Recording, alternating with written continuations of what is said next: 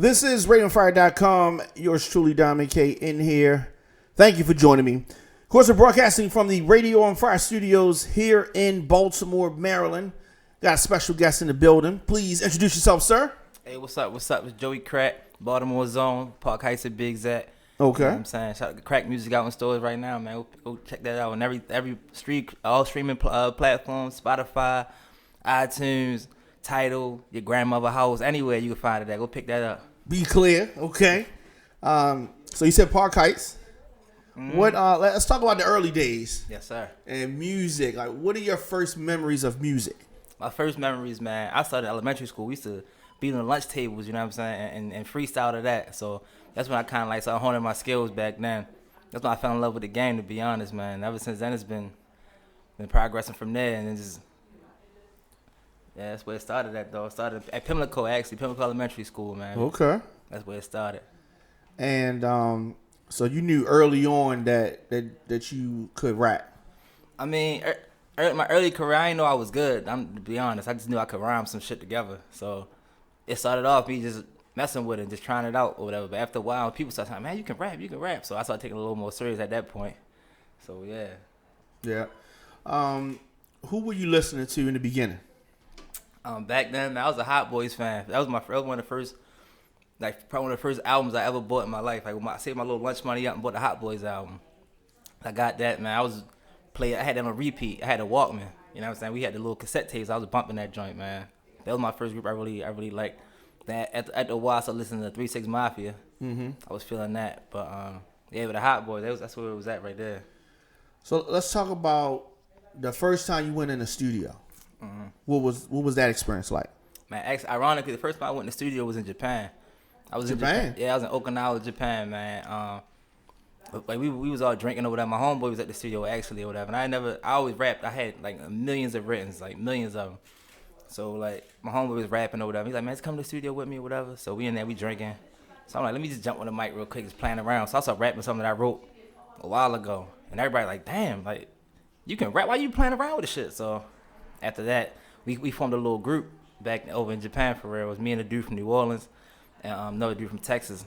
So they kind of like pushed me to go into the studio more because I was just writing. You know what I'm saying? I wasn't really into making songs. I was just into writing and rapping. So they got me really making songs or whatever. And then like over the time, like my flow got better. I learned how to rap on beat and everything like that. And it's been history since then for real. So what kind of feedback did you get from family when they found out like how serious you were about the music? Honestly, my crazy part, my mother, like, so one day I go to my mother's house or whatever, and I don't know how she got a hold of my mixtape that we did. I don't know how she got a hold of it. So she listened to it, and you know your mother don't look at you as like, yeah, she look at you a certain kind of way. She know you probably do some shit in the streets, but she don't know what you really out there doing. Right. She hearing the music or whatever. I get home, so she's looking at me like, what the fuck you mean you killed somebody? What the like? She's like going off for me, so I had to sit her down like, look, it's music, like, you know what I'm saying? She's like, I mean, it's good. And then she calmed down. She told me it was good, but she was like, I never seen that side of you before. I thought you was, you know what I mean? She still looking like I'm her baby, but I'm like, yeah, it's definitely another side. She ain't no Joey Crack. She only knew Joey, so. So who is Joey Crack? Man, to be honest, man, I'm a mix of everything. I feel like I don't put myself in one box because a lot of people was like, all right, he a street dude or he a, like a wild, like a emotional type of dude, or he a woke dude, like, but I'm all three in one, so I can't put myself in one category, you feel me? Because I go to a Black Panther rally and then take my girl on a date and then beat a nigga up in the same night, and you know what I'm saying? So I can't put myself in one lane because I've been through so many different walks of life. So yeah, I would just say I'm rounded, well rounded. I would say that, you know what I'm saying? So yeah. So how hard has it been coming out of Baltimore doing music? It's hard. I'm gonna say the reason I think it's hard is because I think but as far as Baltimore, I think a lot of people expect a certain sound from people. A lot of people hear my music and they say like, "Oh, you sound from New York." Especially people who don't know me, they always assume I'm from New York, or whatever. Which is not a bad thing because New York is known for that certain kind of flow. So I understand why people say it. Because my music inspired from a lot of people from New York. So I get that part of it. But I think the hardest part, man, is really getting people to accept something different. You know what I'm saying? Because you got to be honest, like the people the rappers out of Baltimore right now, I'm not saying they all sound the same. They don't sound the same. They got similar flows though, and similar like cadences with their rap style, which is cool. It's a Baltimore sound, but I don't really have that sound that they got. You know what I'm saying? So I think the fact that my approach is so different to everything, I think that's what it's kind of hard too. You know what I'm saying? So, but I mean, I feel like Baltimore getting this time, and that's another thing. Baltimore's got his reputation of just being killers and drug dealers, and that's it. Like, there's more than that, but that's here. That is here, but it's more. Fact, it's more to it than that. Yeah, that's a fact. Yeah, no doubt. So the project that you have out now is called what? Crack Music Volume 1. How long did it take for you to get this written, recorded, and all? What was the process like? Man, the process was like, it was crazy because I'm so critical of myself, and my team, they so critical of me. So it's like we not putting out nothing unless we like, all right, this is the best. So we probably did we did like 20, 30 songs before we even put, like, I told you, we had 20, 30 songs mixed and mastered and everything. So we probably recorded like almost 40. So we sat down like, listen, let's go through them over and over and over again, and figure out which one's the best ones we really want to put on there. So I probably started the project I probably recorded one of the first songs probably like a year or two ago. One of the songs on there probably from a year or two ago. So it's been a long process. It's been definitely a long process, but it's worth it. It's worth it because, you know what I'm saying? One of the really things, I remember Erykah Badu says, like, I'm an artist and I'm sensitive about my shit. That's how I feel, bro. I'm really sensitive about my shit. Like, so I definitely wasn't gonna put out nothing that I felt like wasn't the best I could put out. So we took our time with it, and definitely I'm happy. I'm happy with the results. So I hope everybody else is too. Any features on the project? Nah, I ain't have no features on this one, and I did that purposely, to be honest. There's a lot of people I want to work with. I actually worked with a lot of people too, but I feel like for my debut solo joint, it's like I want people to hear me. It's about the very first song called My Story. Like, I want the whole mixtape. I want to tell my story. I want people to hear me. And I don't want to, you know what I'm saying? And in the future, I'll work with some more people and get some more features on the next project. But for this one, I wanted people to get to know Joey Crack, like really get to know me and hear that. So. But yeah, so no features on this one, but the next one, we definitely got some coming. What about production?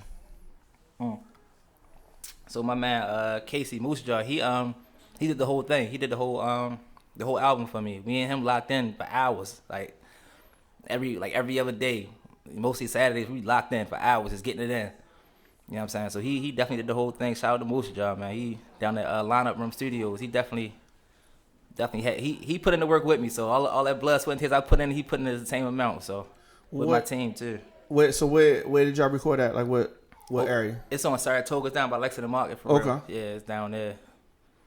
So that's out. Let's talk a little bit about your team. Like who's helping you get this thing out there?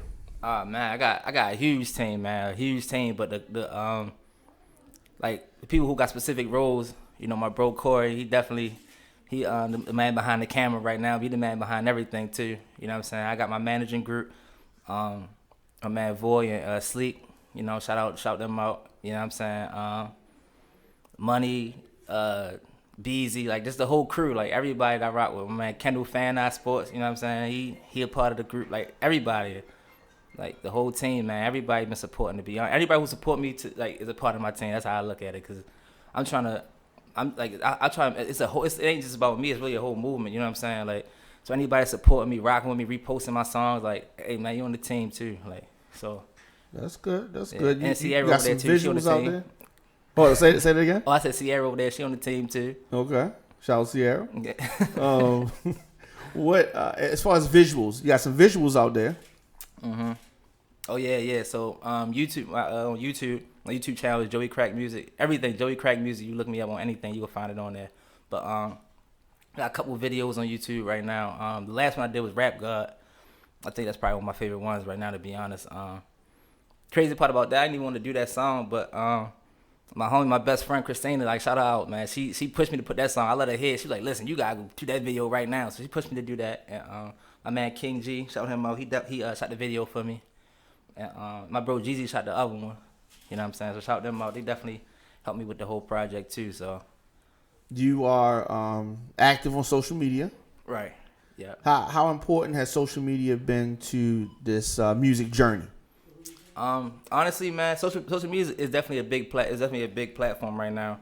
But for me, I feel like most of the love I've been getting hasn't been on social media. It's really been from like people coming up to me like, it's like a lot of people I know from my neighborhood, they don't have social media for you know what I mean, for certain reasons or whatever the case may be. But like I was in the gas station the other day, dude ran up on me, yo Joey, yo I'll just bump me your mixtape in the car. You know what I'm saying? That shit fire, bro. Keep doing your thing. Like I get more of that than I get likes on social media for real. But I prefer that though. I prefer a real life love, in person. Right, exactly. So, but social media been good to me too. I've been getting a lot of love on social media too. That's definitely a big thing. But is that something that you think is missing now? That in-person interaction?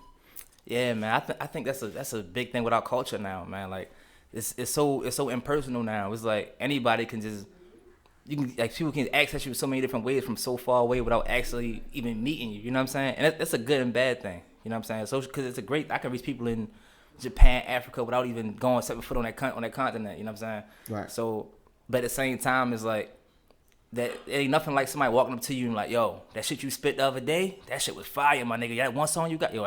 To me personally, like that's what I like. Like that shit. That's what pushes me to keep going. Cause like when I feel like, man, that shit ain't really happening. Somebody run up on me, that song number 2 on the mixtape, that shit was crazy. I'm like, damn, yo, that's love. Like that's a different kind of love you from as opposed to somebody just liking your picture. You know what I mean? Or DMing you like, yo, that shit fire. But yeah, I like that face to face look, like that face to face shit for real. Yeah. I think that's good. I think that's real good. As far as when you're not in your element, who do you listen to? Like what's on your playlist? Right now, I'm definitely I fuck with Dave East, Don Q, Cole. Definitely fuck with J. Cole. Who else I'm bumping heavy right now? They the main ones right now. Kevin Gates, I'm bumping Gates heavy. Mm-hmm. There's a couple Baltimore dudes I'm bumping. You know what I'm saying? I bumped the dude YG Tech. He from the same neighborhood I'm from. Yeah. He's from Park Heights. I bumped him. What's the other? It's a dude named Tay, Lil Tay. I bumped his shit. Yeah. He said I seen him ran into him the other day. He told me to download the shit for. I downloaded that. Been bumping that for a minute. I listen to anything, to be honest, man. I listen to anything, like as long as it's good. But I can't do the mumble rap. I can't listen to that shit, though. That shit make me want to fucking run my car into a wall and bumping that shit in the car, man. I swear I can't listen to that shit, bro. It's popping though. Yeah. Some people seem to like it. Yeah.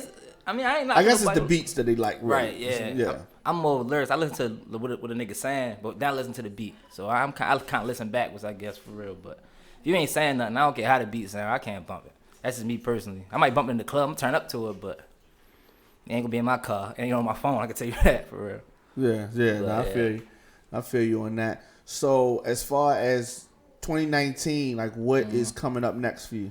Man, for me, we grinding, man. Like the grinds is getting crazy now. Like features, I'm more videos coming. I'm trying to do a couple other videos for the songs of crack music.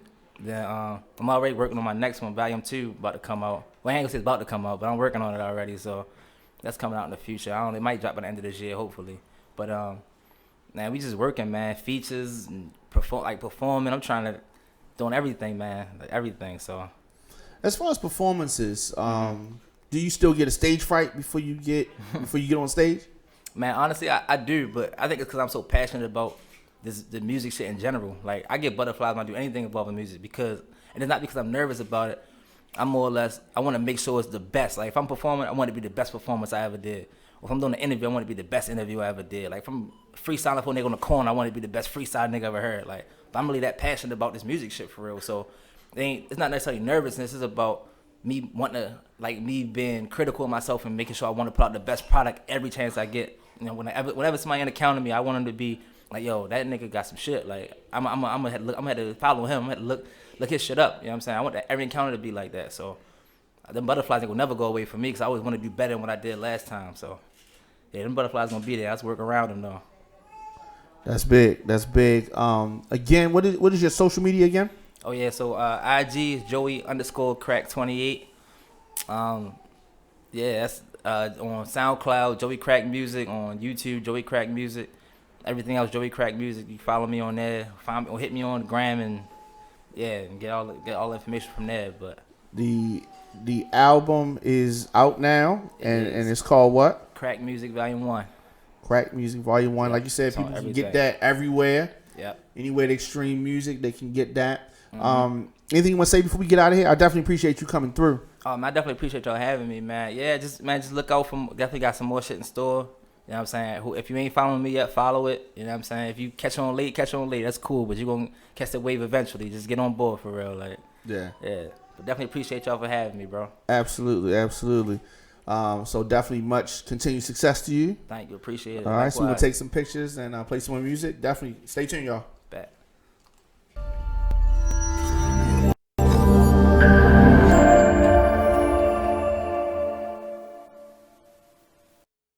Today's broadcast was brought to you by Vistaprint.